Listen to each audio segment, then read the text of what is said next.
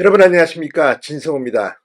윤석열 대통령이 비상계엄을 선포하고 해제한 뒤 더불어민주당은 윤 대통령의 탄핵소추안을 올렸다가 표결에서 결국 부결됐습니다. 그런데 이런 과정 속에서 지금 전국은 상식으로 이해하기 힘든 일들이 잇따라 벌어지고 있습니다. 오늘 시민단체인 군인권센터가 이 서울공항에서 대통령 전용기 공군 1호기가 이륙했다, 이런 이 문자를 보냈습니다. 자, 이걸 읽어보면 내용 사실관계는 좀 더 확인해 봐야겠습니다만 대통령이 탑승한지는 확인되지 않았다는 취지로 썼습니다. 그런데 이 글이 나오고 난 뒤 윤석열 대통령이 출국했느냐, 윤석열 대통령과 김건희 여사가 망명했느냐, 뭐 이렇게 지금 글들이 뜨고 난리가 났습니다. 대통령 경호처가 공식 확인했습니다. 윤 대통령이 탑승한 게 아니다, 정기적인 점검이었다. 그런데 이걸 가지고 지금 윤석열 김건희 망명이냐, 뭐 나라를 도망쳤느냐, 뭐 이런 이야기들을 하는 사람들이 있습니다. 도대체 이 나라가 꼴이 말이 아닙니다. 자, 지금 전국적으로는 광풍이 불고 있습니다.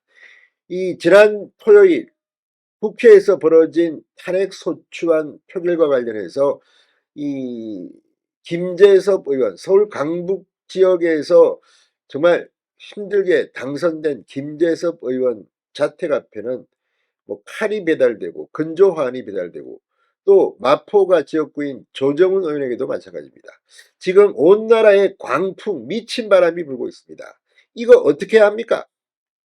아무튼 이런 식으로 마녀 사냥을 하는 것들 좀 냉정해질 때가 됐습니다. 진성호의 융단 폭격 시작합니다. 더불어민주당을 융단 폭격합니다. 자, 대통령 전용기인 공군 1호기가 오늘 오전 이륙했습니다. 그러자 윤석열 김건희 부부가 탄 것이 아니냐는 소동이 한 차례 있었습니다. 대통령 경호처는 정기적인 성능 비행 점검이었다며 윤석열 대통령 부부는 탑승하지 않았다고 공식 발표했습니다. 정말 참 희한한 일입니다. 시민단체 군인권센터가 오늘 오전 기자들에게 문자 메시지를 보냈답니다. 오전 10시경 공군 1호기가 경기 성남시 서울공항을 이륙한 사실이 확인됐다. 군인권센터는 전용기는 뜨기 전에 공군 35전대에서 비행기를 정비하고 항공통제타워에도 비행계획이 통지되는데 금일 이륙 전에는 정비도 없었고 비행계획도 통지되지 않았다고 한다. 그러면서 도착지는 알 수 없다고 하고 대통령 등 탑승자가 있는지는 확인되지 않았다, 이렇게 설명했습니다. 이걸 읽어보면 오해할 만도 할 소지들이 다분합니다.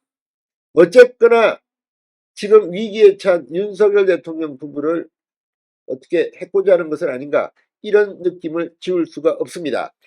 자, 한때 윤 대통령의 해외 이동설이 떠돌았습니다. 내란 혐의 피의자인 윤석열 대통령은 지금 법무부에 의해 지난 9일 출국 금지된 상태입니다.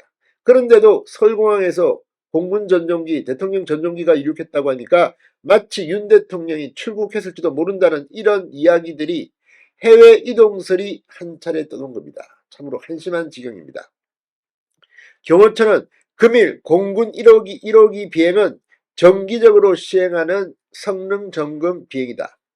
경호처는 확인되지 않은 일방적 주장과 추측성 보도의 자제를 당부드린다고 했습니다.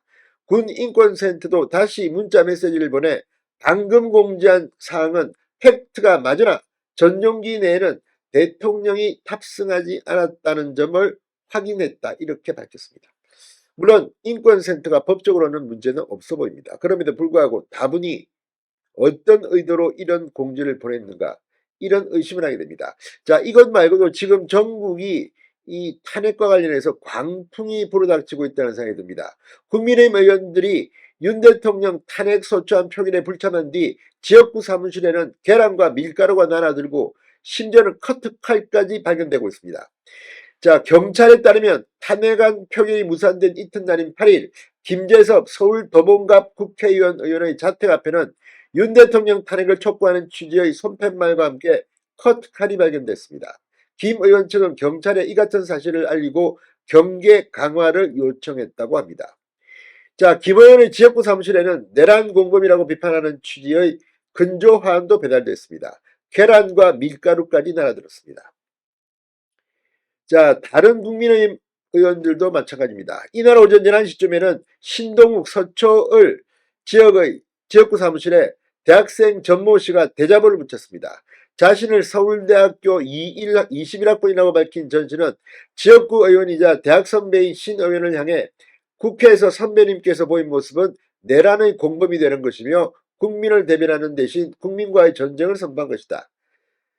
조정훈 서울 마포갑 의원의 지역구 사무실에도 오늘 오전 근조화환이 배달됐습니다. 해당 근조화에는 조정훈 의원님 정치적 사망 원치 않으시죠? 내란공조법 영원한 부역자로 기록되리라 이런 문구가 적혀 있었습니다.